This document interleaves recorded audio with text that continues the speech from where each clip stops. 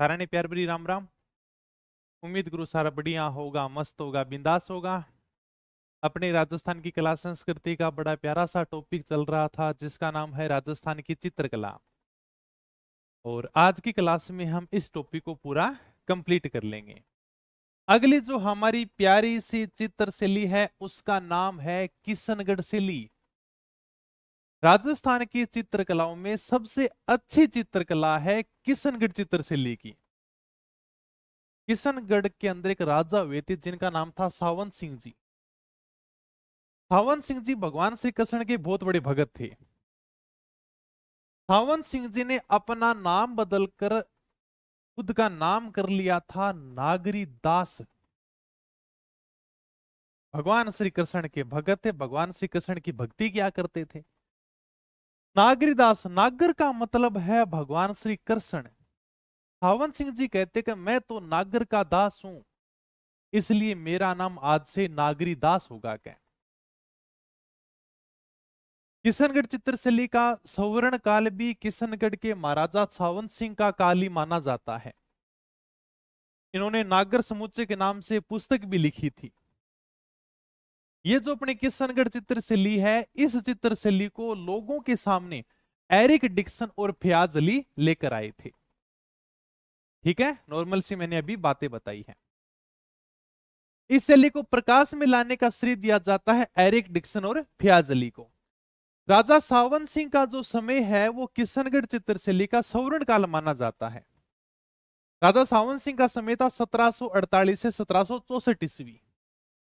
स्वर्ण काल है। इन्होंने नागरी दास से नाम से कविताएं भी लिखी हैं। जब ये कविता लिखते तो लास्ट में अपना नाम लिख देते नागरी दास। नागर भगवान श्री कृष्ण को कहते हैं मैं तो भगवान श्री कृष्ण का दास हूं, इसलिए इनका नाम पड़ गया नागरी दास। सावंत सिंह जी का ही बाद में नाम हो गया था नागरी दास। इनकी रचनाओं का जो संकलन है, इन्होंने जो रचनाएं लिखी हैं वो लिखी हैं नागर समुच्चय के नाम से। ये बात मैंने थोड़ी सी बता दी है। सावंत सिंह की मृत्यु है वो वृंदावन में होती है। वृंदावन में जो इनका निवास स्थान था उसे कहते हैं नागरीदास जी का डेरा। ये क्या बात है। अभी मैंने बताया कि महाराजा सावंत सिंह भगवान श्री कृष्ण के बहुत बड़े भगत थे। और अगर आपको भगवान श्री कृष्ण की भक्ति करनी है तो वृंदावन से अच्छा कुछ भी नहीं है। इसलिए सावंत सिंह जी अंतिम समय में राजपाट त्याग कर वृंदावन चले जाते हैं। वृंदावन में जहां पर ये रहते थे उस जगह को नागरी दास का डेरा कहते हैं। ये थोड़ी सी बात एग्जाम में पूछी भी गई है कि सावंत सिंह जी की मृत्यु कहां पर हुई थी, वृंदावन में हुई थी। अंतिम समय में वृंदावन में चले गए थे और इनके निवास स्थान को जहां पर ये रहते थे उस जगह को नागरी दास का डेरा कहते हैं। ये जो आपकी किशनगढ़ शैली है ये कांगड़ा शैली और ब्रज शैली से प्रभावित शैली है। राजा सावंत सिंह जी भगवान श्री कृष्ण के बहुत बड़े भगत। और किशनगढ़ चित्रशैली में आपको भगवान श्री कृष्ण के ही चित्र देखने को मिलेंगे। हिमाचल प्रदेश में चित्रकला की एक शैली चलती है जिसका नाम है कांगड़ा शैली। कांगड़ा शैली के अंदर भगवान श्री कृष्ण की रासलीलाओं के चित्र मिलते हैं और ब्रज शैली के अंदर भी भगवान श्री कृष्ण के चित्र मिलते हैं। इसलिए हम कहते हैं कि जो किशनगढ़ चित्र शैली है उसके ऊपर ब्रज शैली और कांगड़ा शैली दोनों का हमें प्रभाव देखने को मिलता है। और ये आप किशनगढ़ चित्र शैली का फोटो देख सकते हो। इसमें आपको भगवान श्री कृष्ण का चित्र देखने को मिलेगा और मुख्य रूप से आपको यहां पर केले के पेड़ देखने को मिलेंगे। मतलब किशनगढ़ चित्रशैली में मुख्य पेड़ कौन सा है, केले का पेड़ है। ओके, तो ये जो आपकी किशनगढ़ चित्रशैली है ये कांगड़ा शैली, कांगड़ा शैली हिमाचल प्रदेश की शैली अपनी राजस्थान की नहीं है। कांगड़ा शैली में भगवान श्री कृष्ण की रासलीलाओं के चित्र हैं। और ब्रज जब भी नाम आ जाए तो ब्रज मतलब जहां पर भगवान श्री कृष्ण का बचपन बीता था, आगरा, मथुरा, वृंदावन वाला क्षेत्र, भरतपुर वाला क्षेत्र, जहां पर भगवान श्री कृष्ण रहा करते थे, तो जब भी ब्रज नाम आ जाए तो वो सीधा का सीधा भगवान श्री कृष्ण से रिलेटिव होगा। तो ये जो अपने किशनगढ़ चित्रशैली है इसके अंदर भगवान श्री कृष्ण के में चित्र मिलते हैं, जैसे आप फोटो देख भी सकते हो।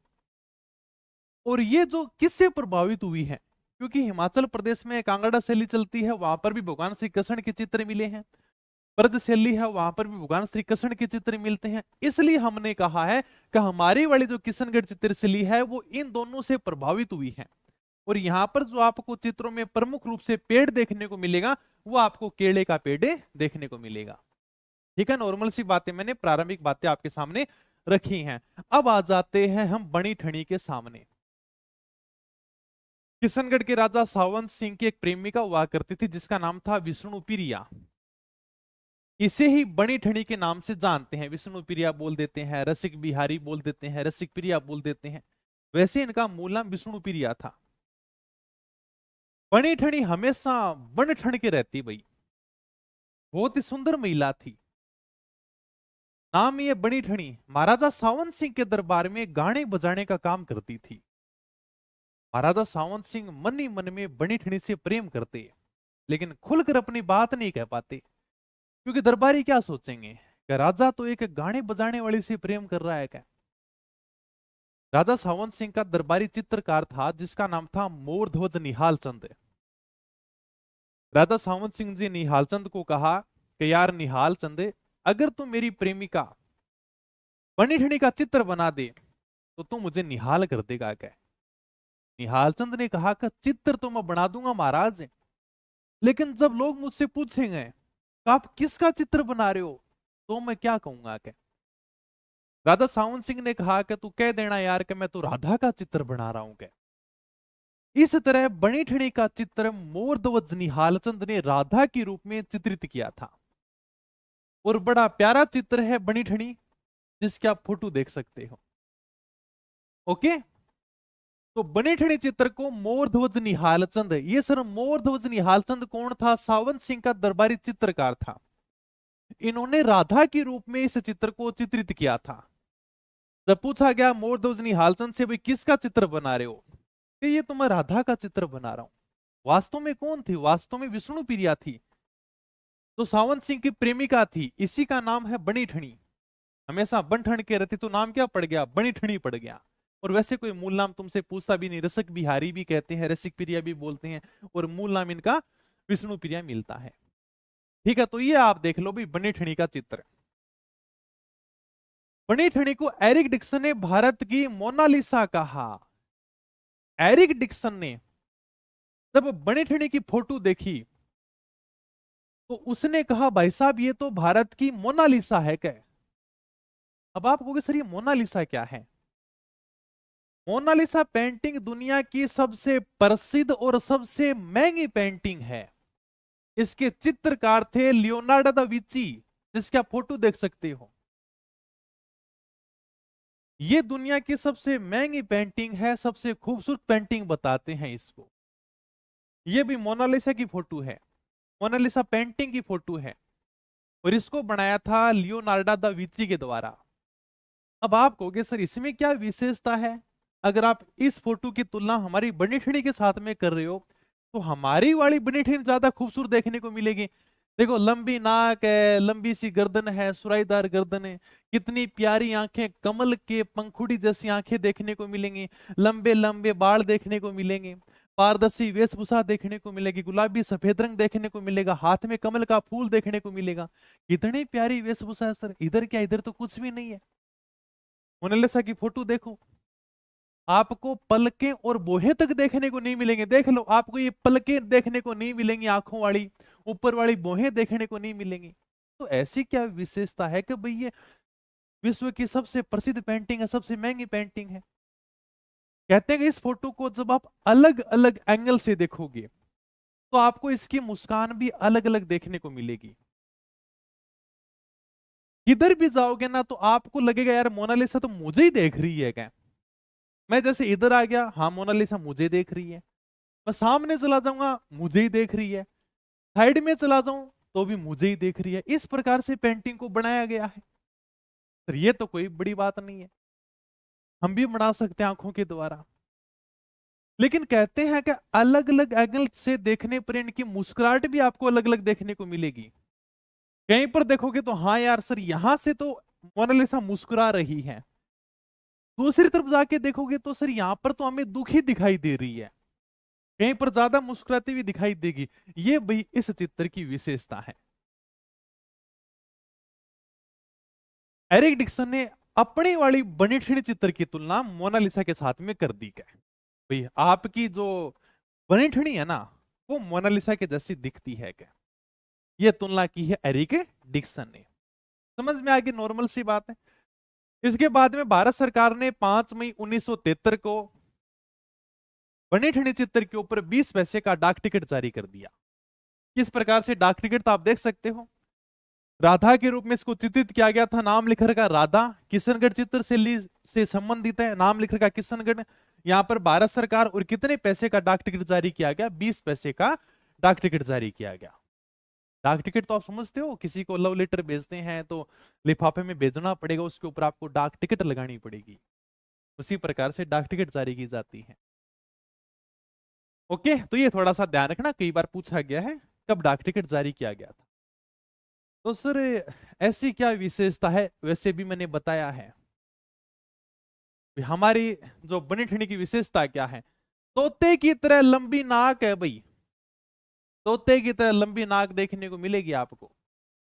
ये देखो एकदम तोते की तरह, कितनी तोते जैसी, तोते की नाक देखिए क्या, तोते की तरह आपको लंबी नाक देखने को मिलेगी। ये हमारे चित्र की विशेषता बनी ठिनी की। आपको यहां से नकुली ठोडी देखने को मिलेगी। ऐसी ठोडी बहुत कम महिलाओं की देखने को मिलती है आपको, नकुली ठोडी। बाकी गोल ठोडी होती है, नकुली ठोडी है।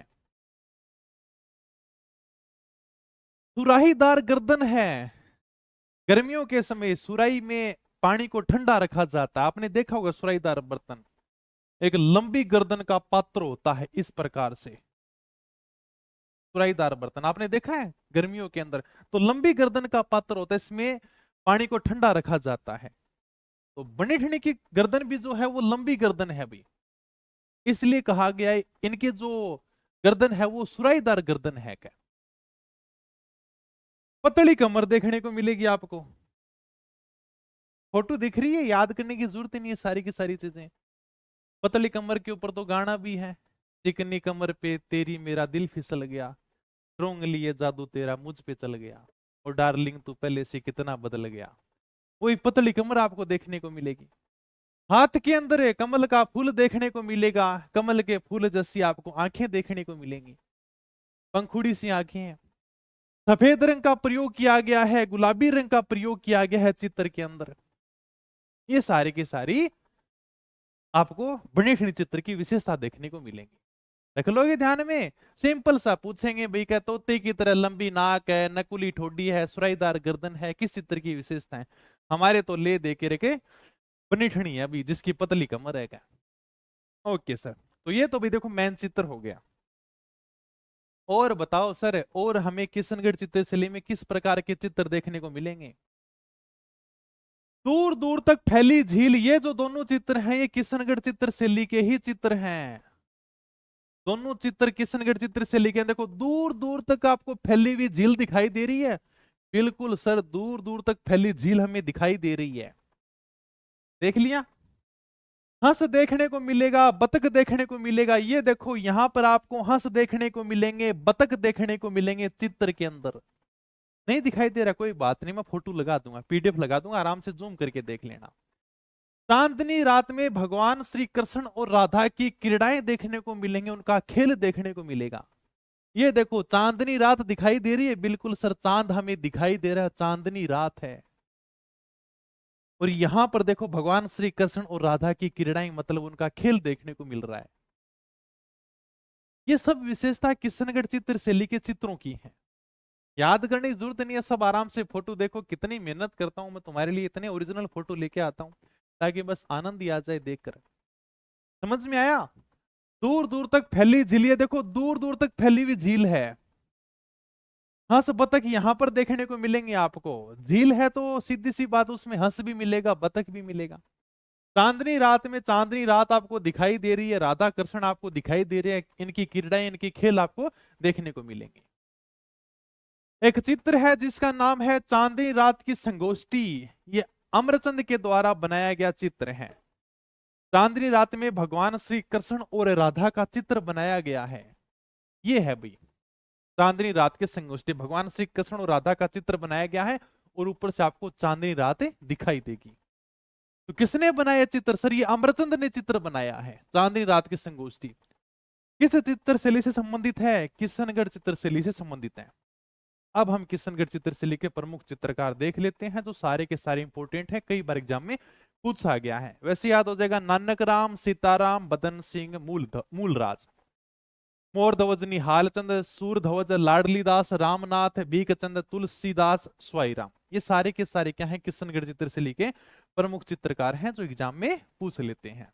ये तो भाई सीधे सीधे तुम्हें याद करने पड़ेंगे, इनका तो मेरे पास में कुछ नहीं है कि सर याद करवा दो, कुछ और बता दोगे। तो आपकी भी किशनगढ़ चित्रशैली हो जाती है कंप्लीट। अगली जो हमारी चित्रशैली, उसका नाम है जैसलमेर चित्रशैली। सबसे बढ़िया पहली लाइन है कि भाई अन्य किसी भी चित्रकला का प्रभाव नहीं पड़ा है। जैसे अभी हमने देखा किशनगढ़ चित्रशैली, कांगड़ा शैली का प्रभाव पड़ा, ब्रज शैली का प्रभाव पड़ा, लेकिन जैसलमेर भाई साहब कैसे प्रभाव पड़ जाएगा? अबुल फजल तो कह कर गया, अगर आपको जैसलमेर पहुंचना है तो आपको पत्थर की टांगे चाहिए। इसलिए यह एक ऐसी चित्रशैली है जिसका किसी भी चित्रकला के ऊपर कोई प्रभाव नहीं पड़ा। इनकी पेंटिंग अलग ही है, किसी से पेंटिंग नहीं ली, चित्रकार वहां तक पूछे ही नहीं। चित्रण करेंगे तो मुंबल का चित्रण करेंगे। यहां पर सबसे ज्यादा जो चित्र बनाए गए हैं वो मुंबल के बनाए गए हैं, और जो स्वर्ण काल है वो जैसलमेर के महाराजा मूलराज सेकंड का काल इनका स्वर्ण काल माना जाता है। बस कंप्लीट है जैसलमेर चित्रशैली।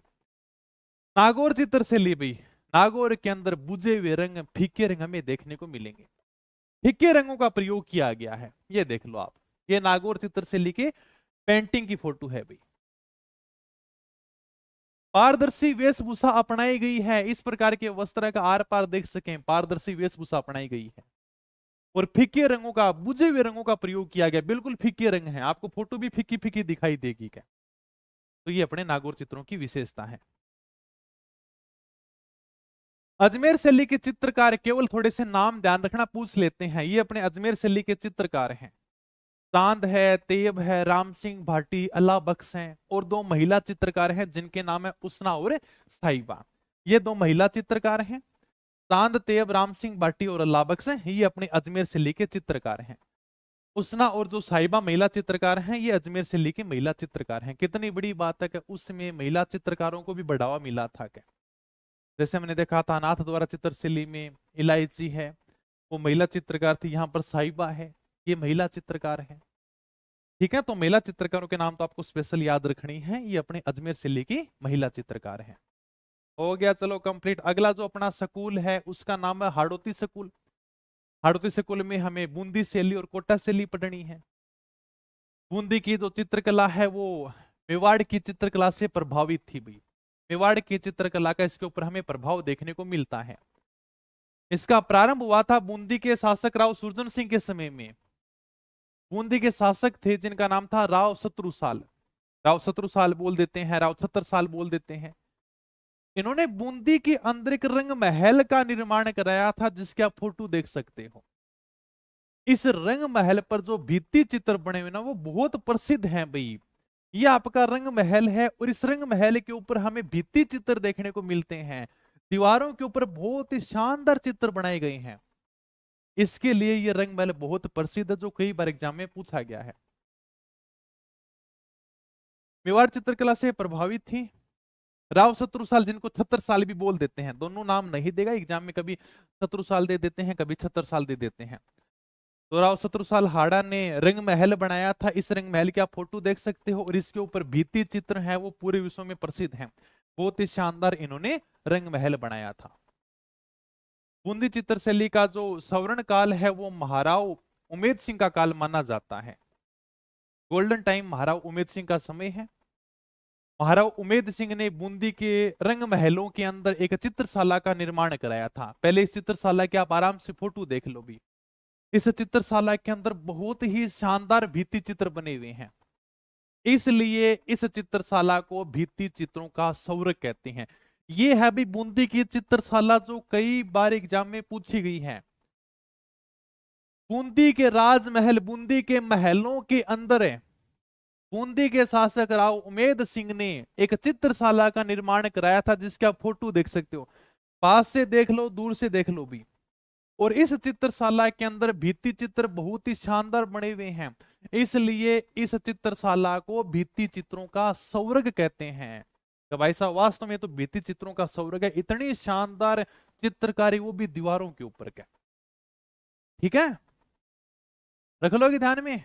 ओके भाई, और बताओ सर बूंदी चित्रशैली की क्या विशेषता है? इसमें महाराव उमेद सिंह को जंगली सुअर का शिकार करते हुए दिखाया गया है, श्रीनाथ जी की सेवा करते हुए दिखाया गया है, जो आरपीसी ने पूछा था, इसको आप थोड़ा ऐड भी कर लेना भाई। महाराव उमेद सिंह को जंगली सुअर का शिकार करते हुए दिखाया गया है, ये देख लो वो फोटो जिसमें बूंदी के महाराव उमेद सिंह है, वो जंगली सुअर का शिकार कर रहे हैं। कितनी अच्छी बात है तुम्हारे लिए कि तुम हर चीज की, हर चित्र की सामने फोटो देख रहे हो।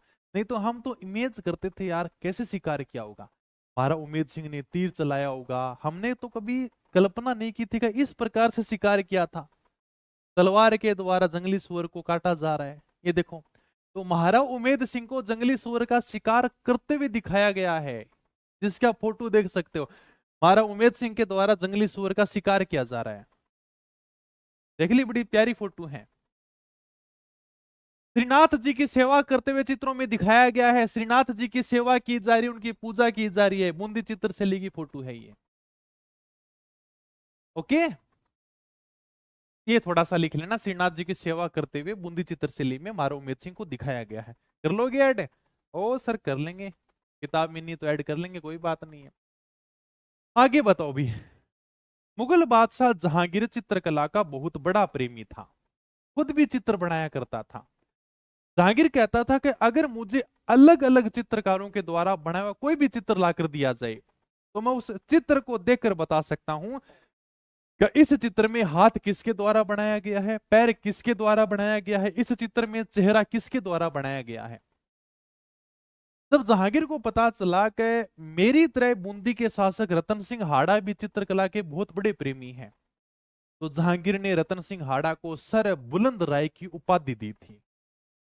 तो यही बात मैंने यहां पर लिख रखी है, जहांगीर ने बूंदी के शासक रतन सिंह हाड़ा को चित्रकला प्रेमी होने के कारण सर बुलंद राय की उपाधि दी थी। बूंदी चित्रशैली में हमें पशु पक्षियों के सबसे ज्यादा चित्र देखने को मिलते हैं, इसलिए बूंदी चित्रशैली को बर्ड पेंटिंग के नाम से जानते हैं। अगर आप बूंदी चित्रशैली के चित्रों की फोटो देखोगे तो आपको सब फोटोओं के अंदर पशु और पक्षियों के चित्र देखने को मिलेंगे। मैं नहीं कह रहा, आप खुद देख लो।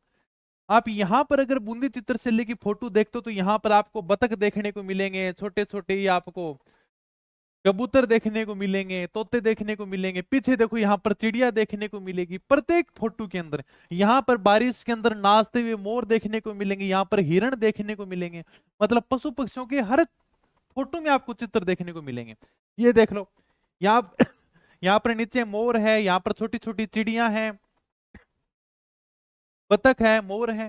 तो बूंदी चित्रशैली के अंदर प्रत्येक चित्र में इसी प्रकार से पशु पक्षियों का चित्रण किया गया है, इसलिए हम बूंदी चित्रशैली को बर्ड पेंटिंग के इस नाम से भी जानते हैं। बर्ड मतलब पक्षी, पेंटिंग मतलब चित्र, इतना कोई याद करने की जरूरत भी नहीं है। पशु पक्षियों के सबसे ज्यादा चित्र हमें बूंदी चित्रशैली में देखने को मिलते हैं, क्योंकि प्रत्येक चित्र में भाई साहब आपको पशु और पक्षियों के चित्र देखने को मिलेंगे। मैं नहीं कह रहा, आप आराम से फोटो देख लो, खुद ही समझ जाओगे। वर्षा के अंदर नाचते हुए मोर, बिल्कुल बारिश हो रही है, यहाँ पर मोर है वो डांस कर रहे हैं, जो पशु है वो डांस कर रहे हैं। आपको प्रत्येक चित्रों में आपको कबूतर है, बतख है, देखो छोटे छोटे डाल के ऊपर भी इन्होंने कबूतर बतख बिठा रखे हैं। तो ये देख लो, बतख है, कबूतर, ये सब आपको देखने को मिलेंगे। हाथियों की लड़ाई देखो, इस प्रकार से बूंदी चित्रशैली में हाथियों की लड़ाई कराई गई है, तो हाथियों की लड़ाई की भी हमें चित्र देखने को मिलते हैं। ओके, प्रमुख जो पेड़ है, जिस पेड़ का ज्यादा प्रयोग किया गया है, उसका नाम है खजूर। बूंदी के अंदर एक दुगारी किला है, उसके ऊपर जो चित्र बनाए गए हैं वो चित्र बूंदी चित्रशैली संबंधित हैं, जिसका आप फोटो देख सकते हो भी। ये दुगारी किला है बूंदी के अंदर।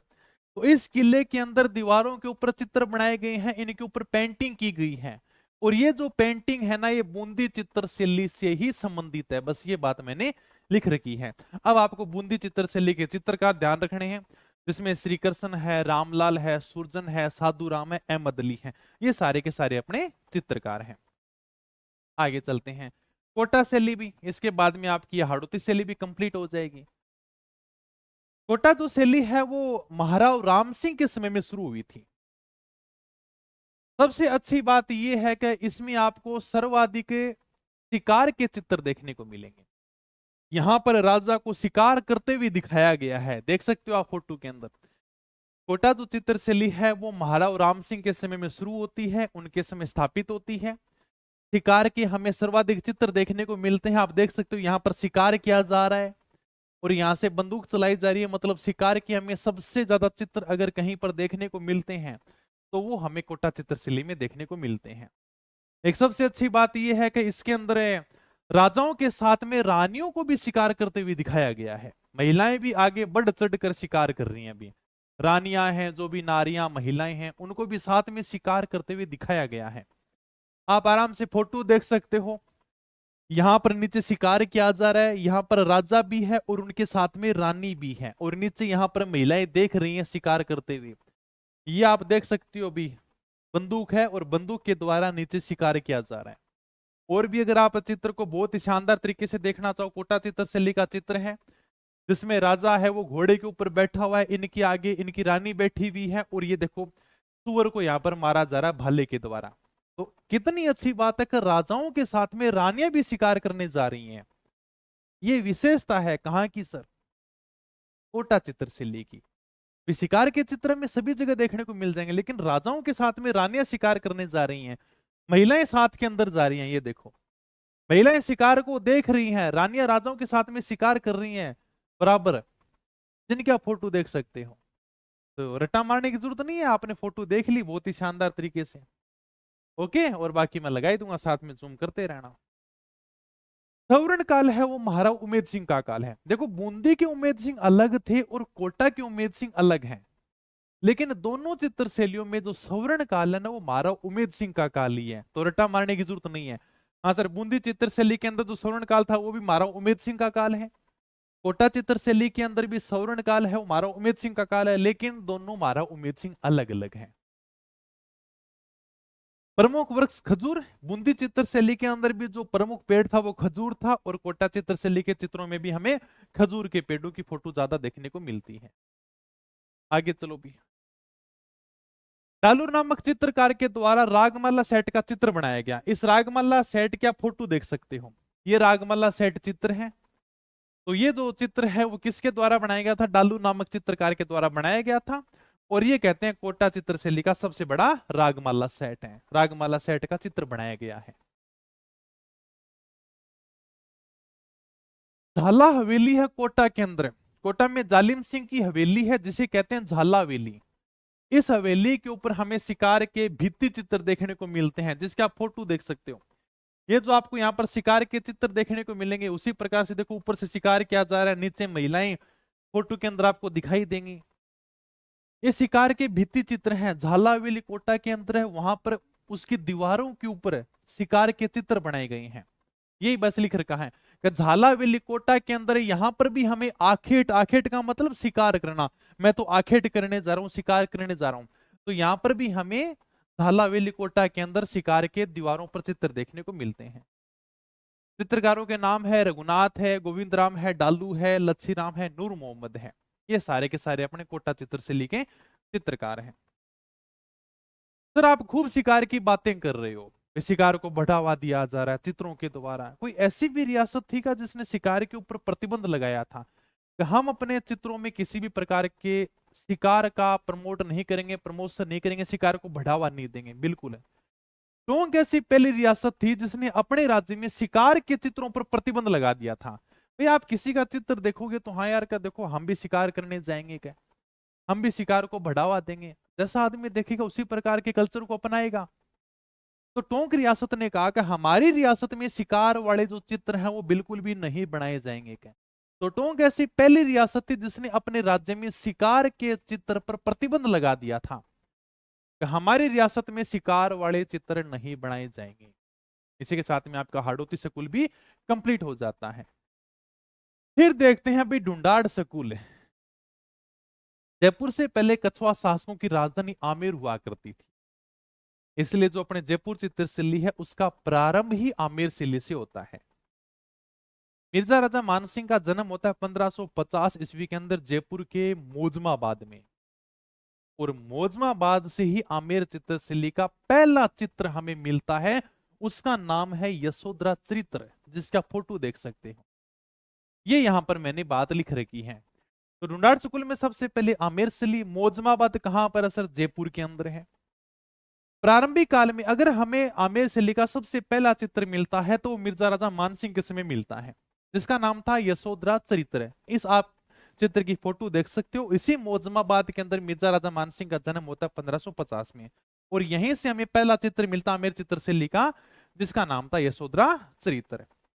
ठीक है, भगवान श्री कृष्ण में यशोदा का चित्र दिखाया गया है। मुगल चित्रकला से सर्वाधिक प्रभावित शैली है। आमेर के शासकों ने सबसे पहले मुगलों की अधीनता स्वीकार की थी, उनके साथ में वैवाहिक संबंध बनाए थे। आमेर शासकों के मुगलों के साथ में बहुत अच्छे संबंध थे, इसलिए आमेर चित्रकला पर मुगल चित्रकला का सबसे ज्यादा प्रभाव देखने को मिलता है। आपको कि राजस्थान के आपने सर कितनी चित्रकला पढ़ा दी, अगर सबसे अच्छा अगर मुगल कला का प्रभाव पड़ा तो कहां पर पड़ा है? आमेर चित्रकला पर, क्योंकि सबसे पहले मुगलों के साथ में जो संबंध बने थे वो आमेर के शासकों के बने थे। तो मुगल चित्रकला से सर्वाधिक प्रभावित शैली कौन सी है? आमेर चित्रकला। यह भी एग्जाम में पूछा गया है। स्वर्ण काल है, गोल्डन टाइम कब आता है? मिर्जा राजा जयसिंह का जो समय है वो गोल्डन टाइम में आता है। अकबर के लिए रज्जमनामा ग्रंथ, चलो मैं बता देता हूं, ये आपका रज्जमनामा ग्रंथ है, नीचे लिखा हुआ the book of war. Akbar ने महाभारत का फारसी में अनुवाद कराया था और उस पुस्तक का नाम रखा था रज्जमनामा। महाभारत का अनुवाद फारसी भाषा में अकबर ने कराया तो उसका नाम रख दिया रज्जमनामा। रज्जमनामा का अर्थ होता है युद्धों की पुस्तक। अंग्रेजी में बात करें तो द बुक ऑफ ए वार है। क्या वही महाभारत के चित्र हैं? इस रज्जमनामा पुस्तक में महाभारत के 169 चित्र बने हुए हैं।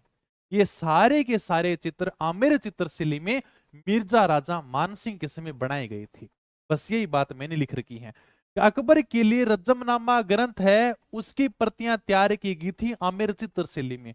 रज्जमनामा ग्रंथ क्या है सर? महाभारत का फारसी अनुवाद है, इसकी प्रति तैयार की गई थी, इसके चित्र तैयार किए गए थे। ओके, आमेर चित्रशिल्पी में, जिसके आप फोटो भी देख सकते हो। मिर्जा राजा जयसिंह की एक रानी हुआ करती थी जिनका नाम था चंद्रावती। चंद्रावती भगवान श्री कृष्ण की बहुत बड़ी भगत थी, इसलिए मिर्जा राजा जयसिंह ने अपनी रानी के लिए भगवान श्री कृष्ण के चित्र बनाए थे, जिसमें रसक प्रिया और कृष्ण रुक्मणी वेली चित्र प्रमुख थे। इन दोनों चित्रों के आप फोटो देख सकते हो। मुझे तो फोटो देखते बस आनंद आ जाता है। ये रसक प्रिया चित्र है, भगवान श्री कृष्ण और राधा के चित्र देखने को मिलेंगे। दूसरी तरफ आपको कृष्ण रुक्मणी वेली का चित्र देखने को मिलेगा। ये जो चित्र है ये मिर्जा राजा जयसिंह ने बनाए थे अपनी रानी चंद्रावती के लिए।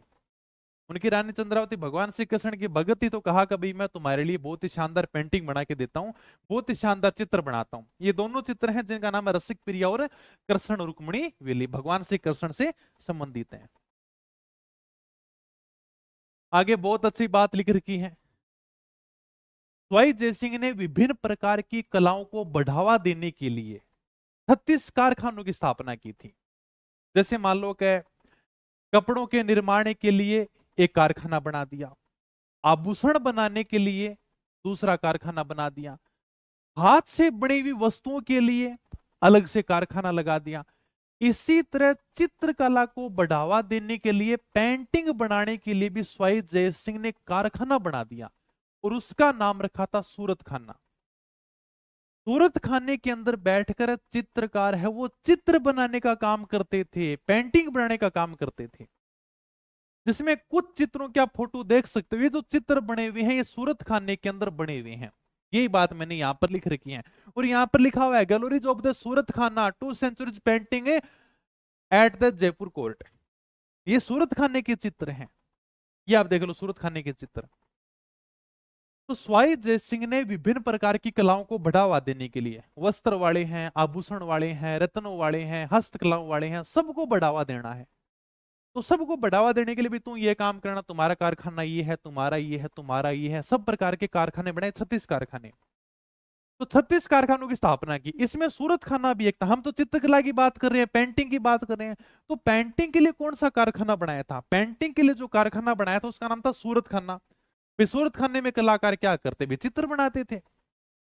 चित्रकला के लिए जब कारखाना बनाया जा रहा है, जब चित्रकला के लिए फैक्ट्री खोली जा रही है, तो वहां पर चित्रकार बैठकर क्या करेंगे? चित्र बनाएंगे। तो वहां पर कलाकार चित्र और लघु चित्र, छोटे मोटे बड़े चित्र बनाया करते थे। ओके भाई। आमेर के अंदर मिर्जा राजा जयसिंह ने गणेश पोल का निर्माण कराया था, जिसके ऊपर आपको भित्ति चित्र देखने को मिलेंगे। ये आप आमेर के अंदर गणेश पोल का चित्र देख सकते हो। इस गणेश पोल के ऊपर बहुत ही शानदार भित्ति चित्र देखने को मिलेंगे। भित्ति मतलब दीवार, भीत में बिड़ा की मारूंगा, आपा क्या करें ना, भीत मतलब दीवार और चित्र मतलब दीवार के ऊपर चित्र। तो आमेर के अंदर मिर्जा राजा जयसिंह ने गणेश पोल का निर्माण कराया था। ये आप सबके सामने गणेश पोल है, और इस गणेश पोल के ऊपर आपको भित्ति चित्र देखने को मिलेंगे, मतलब बहुत ही शानदार दीवारों के ऊपर चित्र बनाए गए हैं। ये चित्र बनाए थे मिर्जा राजा जयसिंह ने। अगली आ जाती है हमारी जयपुर शैली भी। जयपुर की स्थापना की थी स्वाई जय सिंह ने। स्वाई जय सिंह के समय ही जयपुर चित्र शैली शुरू हो जाती है। स्वाई जय सिंह के चित्रकार थे जिनका नाम था मोहम्मद शाह। मोहम्मद शाह ने अपने चित्रों में भगवान श्री कृष्ण के चित्र बनाए थे, और जो भगवान श्री कृष्ण के चित्र बनाए गए हैं उनके आप फोटो भी देख सकते हो। अभी आरपीएससी ने पूछा भी था, क्वेश्चन ऐसे आया था कि कौन सा चित्रकार है वो ईश्वरी सिंह से संबंधित है, ऐसा कुछ था। तो उसके अंदर ऑप्शन था मोहम्मद शाह, जिसको अपन आराम से करके कर सकते थे। मोहम्मद शाह स्वाई जय सिंह का चित्रकार हुआ करता था, और इसने भगवान श्री कृष्ण के चित्र बनाए थे अपने चित्रों में। कितनी अच्छी बात है कि मोहम्मद शाह जो चित्रकार था वो स्वाई जय सिंह का चित्रकार था, उसने भगवान श्री कृष्ण के चित्र बनाए थे। और किस प्रकार से भगवान श्री कृष्ण के चित्र बनाए गए थे उनके आप फोटो देख सकते हो।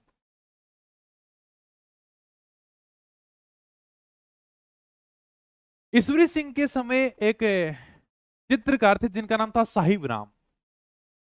साहिब राम चित्रकार ने आदमकद के चित्र बनाए। आदमकद मतलब सर, आदमकद मतलब आदमी के कद के बराबर लंबे लंबे चित्र बनाए। पूरे लंबे लंबे चित्र, ये देखो पूरा आदमी का कद देखने को मिलेगा आपको, ऊपर से लेकर नीचे पैरों तक आदमकद चित्र। ये देख लो भाई, पूरे के पूरे चित्र हैं। इन चित्रों की विशेषता थी, ईश्वरी सिंह के समय एक चित्रकार था जिसका नाम था साहिब राम। इसने आदमकद चित्र मतलब आदमकद पोर्ट्रेट, बड़े बड़े व्यक्ति के चित्र बनाए थे। और इन चित्रों की विशेषता है कि सब आदमी आपको एक जैसे देखने को मिलेंगे, ज्यादा कोई अंतर नहीं है। ये देख लो, ये देख लो, ये देख लो, लंबे लंबे चित्र हैं इसमें। लंबी लंबी नाक और लंबे लंबे मुंह देखने को मिलेंगे। ये देखो जैसे त्रिभुज सी नाक कर रखी है इसमें, लंबी लंबी नाक है सबकी, देख लो same to same copy paste कर रखा और कुछ भी नहीं है। लंबे लंबे मुंह कर रखे हैं, सारे व्यक्ति बिल्कुल आपको एक जैसे दिखाई देंगे। तो ये इन चित्रों की विशेषता है। इन चित्रों को कहा गया आदमकद पोर्ट्रेट, मतलब आदमकद बड़े बड़े व्यक्तियों के चित्र हैं। पूरे के पूरे व्यक्ति आगे चित्र में, ऊपर से लेकर नीचे तक इस प्रकार के चित्र बनाए गए थे। और लालचंद ने जानवरों की लड़ाइयों के चित्र बनाए थे। तो जयपुर के शासक ईश्वरी सिंह के समय साहिबराम ने तो बड़े बड़े व्यक्तियों के चित्र बनाए, इनको हमने आदमकद पोर्ट्रेट कहा, बड़े बड़े व्यक्तियों के चित्र कहा। और इनका चित्रकार था लालचंद, उन्होंने अपने जानवरों की लड़ाइयों के चित्र बनाए थे। स्वर्ण काल है वो स्वाई प्रताप सिंह का काल है माना जाता है। ठीक है। जयपुर चित्र शैली के अंदर हमें पुरुषों के चेहरे पर चोट के निशान देखने को मिलते हैं, चेचक के दाग देखने को मिलते हैं, कुरान पढ़ती हुई शहजादियों के चित्र देखने को मिलते हैं हमें। ये सब जो चित्र हैं वो अपने जयपुर पेंटिंग शैली के हैं। पुरुषों के चेहरे पर जैसे चोट का निशान मिल गया, आपको दाग का निशान मिल गया। ठीक है। भित्ति चित्रण, भित्ति चित्रण तो अपने उसके अंदर है। बाकी कुरान पढ़ती शहजादियों का चित्र देखने को मिलेगा, भित्ति चित्र भी इसमें हमें देखने को मिलेगा, लघु चित्र भी देखने को मिलेंगे, छोटे मोटे चित्र हैं। ये सारे के सारे जो चित्र हैं वो जयपुर शैली की देन है। यहाँ पर देखो कुरान पढ़ती शहजादियों का चित्र है, ये जयपुर शैली का पेंटिंग है। यहाँ पर हालांकि साफ दिखाई नहीं देगा, लेकिन कहते हैं बड़ा पास से देखते हैं तो यहाँ पर आपको पुरुषों के चेहरे पर चोट के निशान है, दाग के निशान है, चिचक के निशान देखने को मिलते हैं। और बताओ भी, बड़े बड़े पोर्ट्रेट वही यानी कि आदमकद व्यक्ति के चित्र देखने को मिलते हैं। भित्ति चित्रण परंपरा आला गिला, जयपुर चित्र शैली के चित्रों की विशेषता है, एक तो हमें आदमकद व्यक्ति के चित्र देखने को मिल रहे हैं, एक यहाँ पर आपको भित्ति चित्रण की परंपरा है जिसका नाम है आला गिला, इसके चित्र देखने को मिल रहे हैं। आला गिला की अभी हम बात करेंगे, टेंशन मत लेना, अभी इसको छोड़ देना। आला गिला क्या है सर, अभी थोड़ी देर के लिए छोड़ देना, अभी मैं आगे समझा दूंगा। लघु चित्रण मतलब छोटे मोटे चित्र भी हमें जयपुर चित्रशैली में देखने को मिलते हैं। प्रमुख रंग है वो हरे रंग का प्रयोग किया गया है जयपुर चित्रशैली के अंदर, और इनका जो प्रमुख पेड़ हुआ करता था उसका नाम था पीपल का पेड़ है या फिर वट का पेड़, ये इसके प्रमुख पेड़ थे। थोड़ी सी जयपुर चित्रशैली के चित्रों की विशेषता है। चित्रकार याद कर लोगे, साहिब राम है, मोहम्मद शाह है, रामजी दास है, दयाराम है, घासीराम है, त्रिलोक है, हीराचंद हीरानंद है, लालचंद है, राम सेवक है, ये दोनों नाम भी ऐड कर लेना, किताब में नहीं है तो। दयाराम और राम सेवक ये अपने जयपुर चित्रशैली के चित्रकार हैं। ओके, अब जो अगली हमारी चित्रकला है उसका नाम है अलवर शैली। अलवर शैली की बात हम कर लेते हैं। हाँ, क्या पेस्ट कर रही हो तुम, क्लास के बीच में मत क्या करो, मैं वैसे भी नहीं देखता।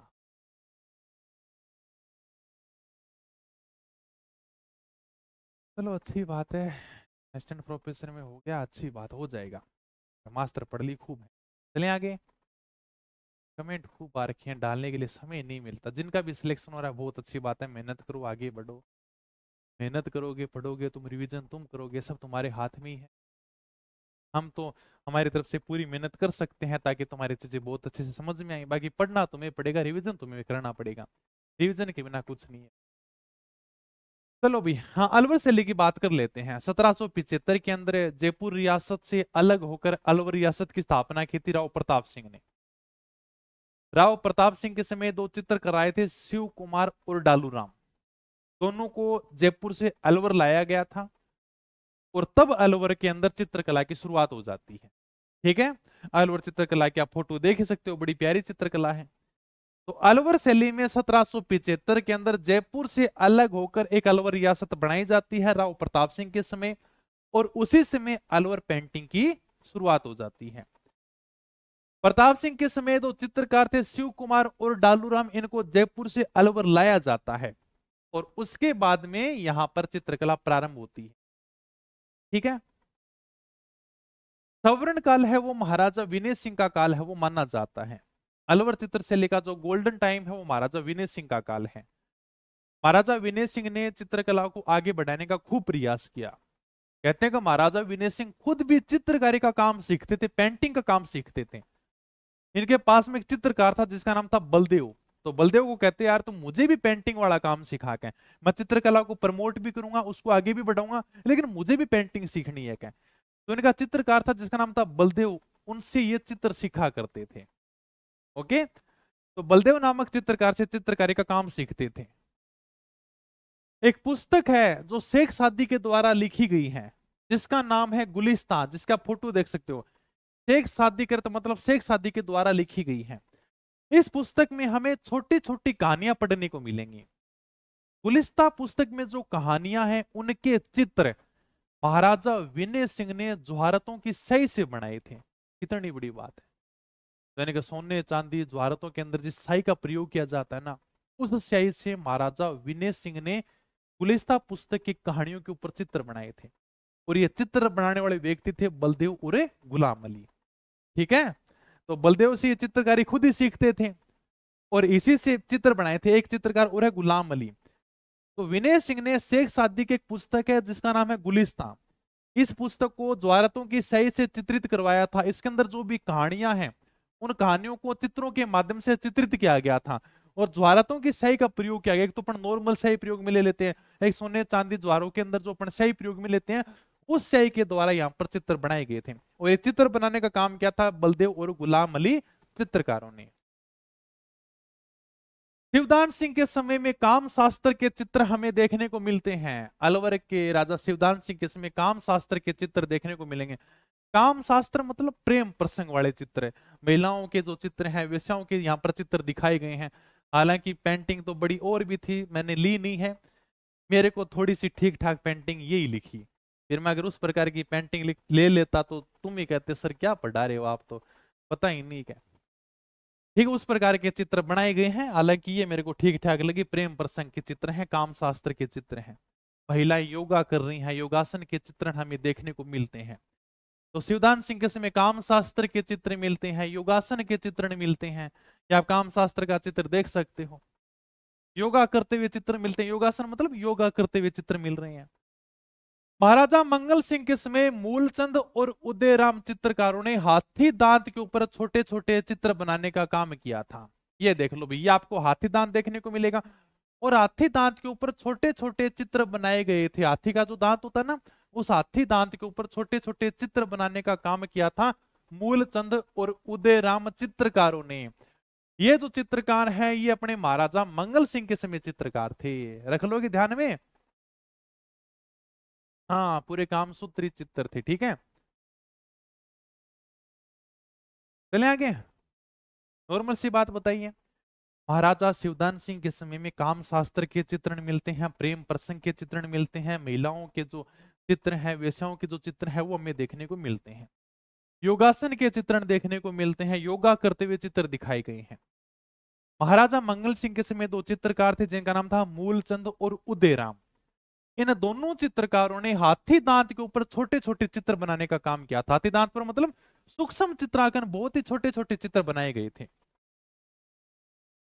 अलवर चित्र शैली के ऊपर हमें ईरानी प्रभाव देखने को मिलता है, मुगल प्रभाव देखने को मिलता है, और जयपुर चित्रकला का प्रभाव भी हमें देखने को मिलता है। भी अलवर है वो देख लो, दिल्ली के पास में है, तो मतलब मुगल कला का प्रभाव पड़ गया, जयपुर से निकली है तो जयपुर चित्रकला का प्रभाव देखने को मिलेगा, और एक हमें ईरानी कला का प्रभाव भी हमें देखने को मिलता है। अलवर के राजा बलवंत सिंह के समय दुर्गा सप्तशती का चित्रण है वो छोटे लाल और शालिग्राम चित्रकार ने किया था। ऐड कर लेना इस बात को, एग्जाम के अंदर पूछी गई है, अगर किताब में नहीं है तो। दुर्गा सप्तशती एक ग्रंथ है, सप्तशती मतलब 700 श्लोक हैं। दुर्गा सप्तशती, सपत मतलब 7, सती मतलब 100, 700 श्लोक हैं। इसमें माँ दुर्गा की महिमा, माँ दुर्गा की शक्ति का वर्णन किया गया, उसके ऊपर चित्र बनाए गए हैं। ये चित्र बनाए थे अलवर के राजा बलवंत सिंह के समय छोटे लाल और शालिग्राम चित्रकार ने। यही बात मैंने यहाँ पर लिख रखी है। तो दुर्गा सप्तशती के ऊपर चित्र बनाए गए थे अलवर के राजा बलवंत सिंह के समय में छोटे लाल और शालिग्राम के द्वारा। चित्रकारों के केवल आपको नाम ध्यान रखने हैं। नंदराम है, छोटे राम है, बक्सा राम है, जमुना दास है, डालू राम है, सारे के सारे पूछे गए। शालिग्राम है, बलदेव है, गुलाम अली है, राम गोपाल है, ये सारे के सारे चित्रकार हैं वो अपने अलवर चित्र शैली के चित्रकार हैं। नंदराम, छोटे राम, छोटा राम, बक्सदेव भाई, बक्सा राम, जमुना दास, डालू राम, डालू चित्रकार कोटा चित्र शैली में भी था, शालिग्राम, बलदेव, गुलाम अली, बलदेव गुलाम अली तो वैसे भी याद हो जाएगा, और राम गोपाल। फिर आती है अपनी उनियारा शैली। उनियारा है वो टोंक के अंदर एक ठिकाना है, जयपुर और बूंदी के बीच में टोंक आता है, तो उनियारा ठिकाने के ऊपर जयपुर और बूंदी शैली का हमें प्रभाव देखने को मिलता है। तो पहली लाइन तो यही है कि उनियारा चित्र शैली के ऊपर किस किस चित्र शैली का प्रभाव देखने को मिला भाई दे, आपका जयपुर हो गया, इसके बीच में आपका टोंक आ गया, और नीचे आपका बूंदी आ गया। तो टोंक मतलब उनियारा जो ठिकाना है उसके ऊपर हमें जयपुर चित्रशैली और बूंदी चित्रशैली दोनों का प्रभाव देखने को मिलता है। चित्रकार है यहां पर जिसका नाम है मीर बख्श, उसने भगवान श्री राम है, सीता है, लक्ष्मण जी है, हनुमान जी का चित्र बनाया था। ठीक है, चित्रकार है धीमा है, मीर बख्श है, काशी है, राम लखन है, भीम है। ये आप चित्र की फोटो देख ही सकते हो। ये अपने चित्रकारों के नाम ध्यान रखना बहुत इंपॉर्टेंट है।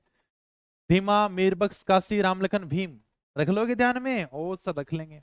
अगली जो हमारी शैली है उसका नाम है शेखावाटी शैली। तो भाई साहब शेखावाटी चित्र शैली की बात हो तो सबसे पहले शेखावाटी की हवेलियों की बात होनी चाहिए। शेखावाटी की हवेलियों के बारे में हमने हवेलियों वाले टॉपिक के अंदर पढ़ा है। 19वीं शताब्दी के अंदर बनी हुई ये शेखावाटी की हवेलियां अपने भित्ति चित्रों के लिए प्रसिद्ध हैं।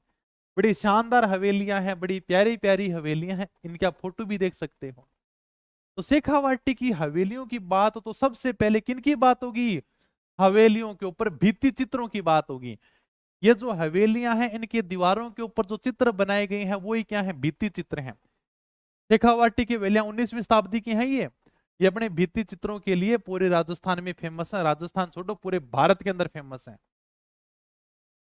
भित्ति चित्रों के कारण शेखावाटी को ओपन आर्ट गैलरी कहा जाता है। ओपन आर्ट गैलरी का मतलब है कि ऐसी चित्रकारी जो आपको खुली दीवारों पर देखने को मिले, उस चित्रकारी को सभी लोग देख सकें, फ्री में देख सकें, कोई पैसा नहीं है। जब भी ओपन आर्ट गैलरी की बात आती है तो सबसे पहले सबसे ऊपर हमारी शेखावाटी की हवेलियों का नाम आता है। शेखावाटी की हवेलियों पर इतने सुंदर चित्र बनाए गए हैं कि शायद ही ऐसे चित्र आपको कहीं और देखने को मिले। आप एक बार शेखावाटी की हवेलियों के ऊपर जो चित्र हैं उन शानदार चित्रों का नजारा लीजिए। बड़े प्यारे प्यारे चित्र बनाए गए हैं, शानदार डिजाइन की गई है।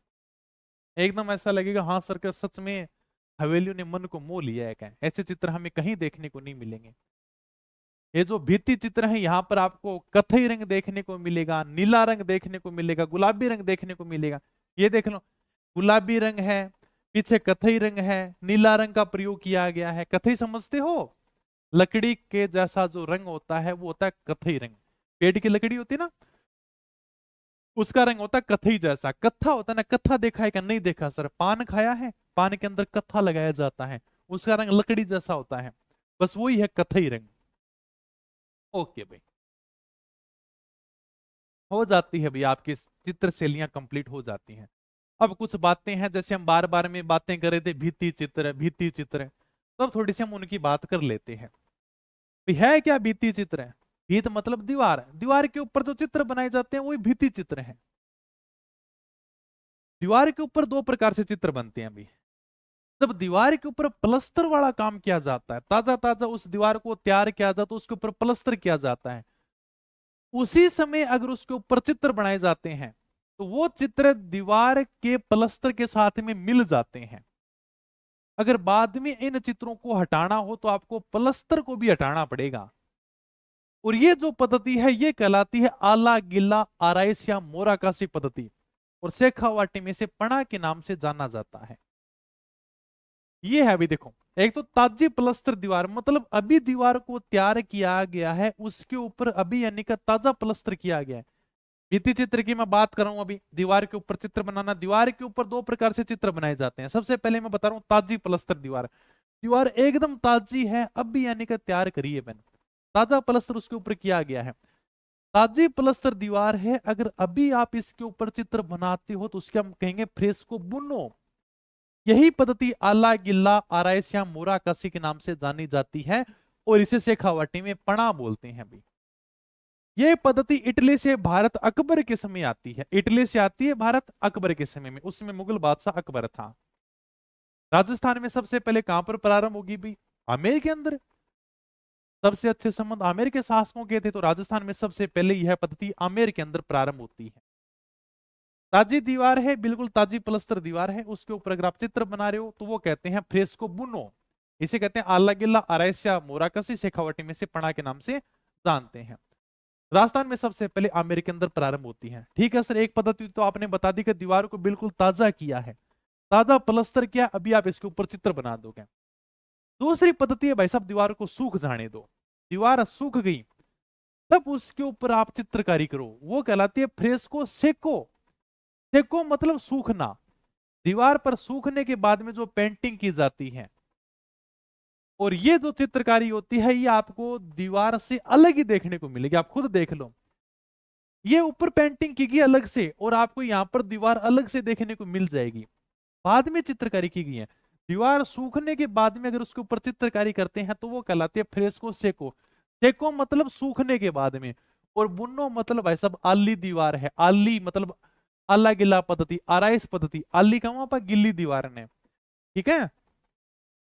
लघु चित्रकारी क्या है? लघु चित्रकारी मिनिएचर पेंटिंग बोलते हैं, जब छोटी छोटी वस्तुओं के ऊपर छोटे छोटे आकार में जो चित्र बनाए जाते हैं उन्हें कहते हैं लघु चित्रकारी। अंग्रेजी में बोले तो मिनी मतलब छोटा, पेंटिंग मतलब पेंटिंग, मिनीएचर पेंटिंग। और ये जो पेंटिंग है ये मुगलों के द्वारा शुरू की गई थी। छोटी वस्तुओं पर बना सकते हैं, हाथी दांत की जो वस्तु होती है उनके ऊपर चित्र बनाए जाते हैं, इसे बोला जाता है मिनीएचर पेंटिंग, मतलब लघु चित्रकारी। मुगलों की देन है भाई ये जो चित्रकारी है ये मुगलों के द्वारा की जाती थी। तिलक गीताई को लघु चित्रकला में पद्मश्री प्राप्त है। ये आप तिलक गीताई की फोटो देख सकते हो जो अपने राजस्थान के बीकानेर से हैं, और इनको भारत सरकार के द्वारा लघु चित्रकारी के अंदर पद्मश्री भी दिया गया है। तो ये प्रसिद्ध चित्रकार हैं तिलक गीताई, जो लघु चित्रकारी के रूप में जाने जाते हैं। लघु चित्रकारी के बहुत ही शानदार चित्रकार हैं, इनको पद्मश्री भी प्राप्त है, छोटे छोटे इनके द्वारा चित्र बनाए जा रहे हैं। ओके, चले आगे। ओके भाई, अगली पेंटिंग आती है अपनी कजली पेंटिंग। कजली पेंटिंग मतलब तेल के दीवे के अंदर जो कालिक होती है ना, उससे चित्र बनाए जाते हैं। तेल का दीपक जलाते हैं, फिर उसके ऊपर कोई बर्तन लगाते हैं, फिर उसके ऊपर कालिक लग जाती है, और उस कालिक को उतार उतार कर चित्र बनाए जाते हैं। उस पेंटिंग में ब्रश का उपयोग नहीं करते हैं। जैसे मान लो चित्र बनाते हैं तो ब्रश के द्वारा चित्र बनाते हैं। इसमें जो चित्र बनाते हैं हाथ के द्वारा चित्र बनाते हैं। या तो हाथ के द्वारा चित्र बना लेंगे या फिर कपड़े के द्वारा चित्र बना लेंगे। कालिक को उतारेंगे और फिर हाथ से चित्र बनाना शुरू कर देंगे। ये लो, कितनी अच्छी बात है। ब्रश का उपयोग नहीं करते हैं। ये आपकी जो पेंटिंग है इसका नाम है कजली पेंटिंग, मतलब काजल से जो बनाई जाने वाली पेंटिंग है उसका नाम है कजली पेंटिंग। चित्र के अंदर भाई साहब ब्रश का उपयोग नहीं करते हैं, सीधा काली को उतारेंगे फिर हाथ से चित्र बनाएंगे। ये कोई ब्रश का उपयोग नहीं किया गया, हाथ के द्वारा पूरा का पूरा चित्र बनाया गया है। ओके सर, चित्रकला कंप्लीट है। राजस्थान के कुछ हम प्रमुख चित्रकार हैं, देख लेते हैं। सबसे पहले आपको चित्रकार देखने को मिलेंगे देवकी नंदन शर्मा, जो अपने अलवर के हैं। इन्हें master of nature and living object कहा जाता है। हिंदी में बताओ सर, समझ में को नहीं आयो। हिंदी में बात करें तो प्रकृति पशु पक्षियों की पेंटिंग के मास्टर। नेचर मतलब प्रकृति, लिविंग मतलब सजीव वस्तुएं, पशु पक्षियों की पेंटिंग, इनके मास्टर कहा जाता है देवकी नंदन जी को। ये पशु पक्षियों के चित्र बनाते हैं, प्रकृति के चित्र बनाने के लिए जाने जाते हैं। तो पशु पक्षियों के चित्र के लिए प्रसिद्ध हैं, इसलिए इनको कहा जाता है master of nature and living object है। लिविंग ऑब्जेक्ट मतलब सजीव वस्तु, सजीव वस्तु पशु पक्षियों के चित्र। तो इनके चित्र बनाने के लिए देवकी नंदन शर्मा को जाना जाता है। कुंदन लाल जी मिस्त्री, राजस्थान के अंदर आधुनिक चित्रकला को प्रारंभ करने का जो श्रेय दिया जाता है वो दिया जाता है कुंदन लाल जी मिस्त्री को। वर्तमान समय में जिस तरह की पेंटिंग राजस्थान में बनाई जा रही है वो चित्रकला कुंदन लाल जी मिस्त्री ने शुरू की थी। फिर आते हैं अपने परमानंद जी चोइल, जो कोटा के, जिनके आप फोटो देख सकते हो। ये भैंसों के चित्र बनाते हैं, इसलिए इनको कहते हैं भैंसों का चितेरा। चितेरा मतलब जो चित्र बनाता है, भैंसों का चित्र। मैं गाय का चित्र बना दूंगा तो आप बोलोगे कि रोहित सर तो गायों का चितेरा है। चित्रा मतलब वो गायों का चित्र बनाते हैं। परमानंद जी चोइल कोटा के भैंसों के चित्र बनाते तो नाम पड़ गया इनका भैंसों का चित्रा। सिंपल सा पूछ लेते हैं, भैंसों का चित्रा किनको कहते हैं? परमानंद जी चोइल को कहते हैं, जो कोटा के हैं। ओके भाई। राम गोपाल जी विजयवर्गीय, जिनके आप फोटो देख सकते हो, सवाई माधोपुर के हैं, बाले सवाई माधोपुर के हैं। राजस्थान में सबसे पहले चित्र प्रदर्शनी लगाना शुरू किया था। चित्र प्रदर्शनी मतलब कि दर्शकों के लिए सबसे पहले चित्र लगाने का काम किया था राम गोपाल विजयवर्गीय ने, ताकि लोग उनके चित्रों को आकर देख सकें। ये होती है चित्रों की प्रदर्शनी, इस प्रकार से चित्र लगाए जाते हैं। तो राजस्थान में अगर किसी ने सबसे पहले काम किया था चित्र प्रदर्शनी लगाने का तो वो क्या था? राम गोपाल जी विजयवर्गीय ने। अभिसार निशा इनकी प्रमुख रचना है भी, इनकी प्रमुख रचना का नाम अभिसार निशा। ठीक है भाई, नॉर्मल सी बातें, आगे चलो। गोवर्धन लाल जी बाबा राजसमंद के हैं, भीलों के चित्र बनाते हैं, इसलिए इनको कहते हैं भीलों का चितेरा। समझ गए, नॉर्मल सी बात है। इनका प्रमुख चित्र है बारात। गोवर्धन लाल जी बाबा राजसमंद के हैं, प्रमुख चित्र इनका बारात है। फिर आते हैं भी सौभाग्यमल जी गहलोत, जो जयपुर के हैं। घोंसलों के चित्र बनाए, इसलिए इनको नीड़ का चितेरा कहते हैं। पक्षियों के घोंसले को क्या कहते हैं? नीड़ कहते हैं। पक्षियों के घोंसलों को क्या कहा जाता है? नीड़ कहा जाता है। भैंसों का चित्र बनाया, भैंसों का चितेरा। भीलों का चित्र बनाया, भीलों का चितेरा। घोंसलों का चित्र बनाया तो क्या कहेंगे? घोंसलों का चितेरा नहीं सर, नीड, घोंसलों को नीड ही बोला जाता है, तो हमने इनको कह दिया नीड का चितेरा। तो बड़े प्यारे प्यारे पक्षियों के घोंसलों के चित्र बनाए थे, तो हम इनको कहते हैं नीड का चितेरा। पूर सिंह जी शेखावत बीकानेर के हैं, स्वतंत्रता सेनानियों के चित्र बनाए थे। जगमोहन माथुड़िया जी जयपुर के हैं, स्वान का चितेरा कहते हैं, स्वान मतलब कुत्ता। इन्होंने कुत्तों के चित्र बनाए, जिनके आप फोटो देख सकते हो, ये देख लो भाई, ये कुत्तों का चित्र बना हुआ है, ये किसी आदमी को यहां से घूस रहा है, कुत्ते का चित्र है। तो कुत्तों के चित्र बनाए हैं, ये जो चित्र है ये जगमोहन जी माथुड़िया का है। स्वान का चित्र कहते हैं, कुत्तों के चित्र बनाए हैं, तो इनको स्वान का चित्र बोल देते हैं। ओके, ये आपका कंप्लीट है। टाक अशोक शिवानी, ये देख लो, टाक अशोक शिवानी जी पुष्कर के हैं। इनको ऊंटों का ब्यूटिशियन कहा जाता है, ऊंटों के ऊपर बहुत ही शानदार चित्र बनाने का काम करते हैं टाक अशोक जी शिवानी, जो अपने पुष्कर के हैं, ऊंटों के ऊपर बहुत ही खूबसूरत चित्र बनाते हैं, ऊंटों को बहुत ही सुंदर सजाते हैं, मतलब ब्यूटिशियन का काम करते हैं, तो उनको कहते हैं ऊंटों का ब्यूटिशियन। और ये अपने हैं रवि वर्मा केरल के, इनको भारतीय चित्रकला का पितामह कहा जाता है, भारतीय चित्रकला का जनक कहा जाता है रवि वर्मा केरल को। ये आप रवि वर्मा केरल की फोटो देख सकते हो, जो अपने केरल के हैं रवि वर्मा, इनको भारतीय चित्रकला का पितामह कहते हैं। ओके, भारतीय चित्रकला का जनक कहते हैं। राजस्थानी पेंटिंग में इन्होंने महाराणा प्रताप का चित्र बनाया था। ये है भाई आपकी चित्रकला हो जाती है आपकी कंप्लीट। बढ़िया तरीके से याद करो, चित्रकारों के नाम याद करो। बाकी मैंने बहुत अच्छी कोशिश की है क्या, ताकि तुम्हें प्रत्येक चीज को बहुत ही एकदम नजदीक से समझाऊं। समझा मैं सकता हूं, याद तो तुम्हें ही करना है। और याद कैसे होगा सर? रिवीजन करने से। ब्रह्मास्त्र लो सर, याद नहीं होगी। 5-7 बार तो किसकी याद होगी, 15-20 बार पढ़ो, फिर मुझे बताओ कि याद नहीं होती क्या? 4-5 पर पढ़ो, किसी की याद नहीं होती, किसी की भी याद नहीं होती, सबकी एक जैसा दिमाग है। 20 बार पढ़ो, 25 बार पढ़ो, तुम खुद ही बता दो कि सर पहली लाइन ये है, दूसरी ये है, तीसरी ये, चौथी है, पांचवी ये है, तब आएगा कॉन्फिडेंस। ऑप्शन को डिलीट करना सीखोगे। रिवीजन ही आपको करना पड़ेगा, जितनी बार हो सके उतना करना पड़ेगा। सर 25 बार कर लिया, 30 बार करो। सर 30 बार कर लिया, 40 बार करो। रिवीजन करो बस बार बार में। ओके, रिवीजन ही सबसे अच्छा हथियार है आपके पास में, क्योंकि आप रिवीजन ही कर सकते हो।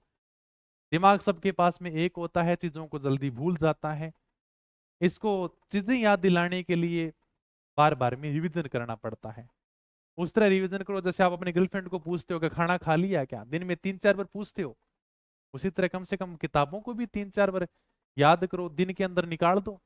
पर मास्टर तो आप आराम से निकाल सकते हो, एक दिन में एक पढ़ सकते हो। तो याद करना पड़ेगा उसको, जैसे याद रखते हो ना, वो याद रह जाती है हर चीज में। मेरे बाबू ने थाना थाया, तो बस किताबें भी आप उसी प्रकार से उनसे प्रेम करो। अगर आप उनका ध्यान रखोगे तो वो आपका ध्यान रखेंगे। ठीक है, तो मिलते हैं चलो हम किसी नए टॉपिक में, तब तक सभी को धन्यवाद, थैंक यू, जय हिंद, जय भारत।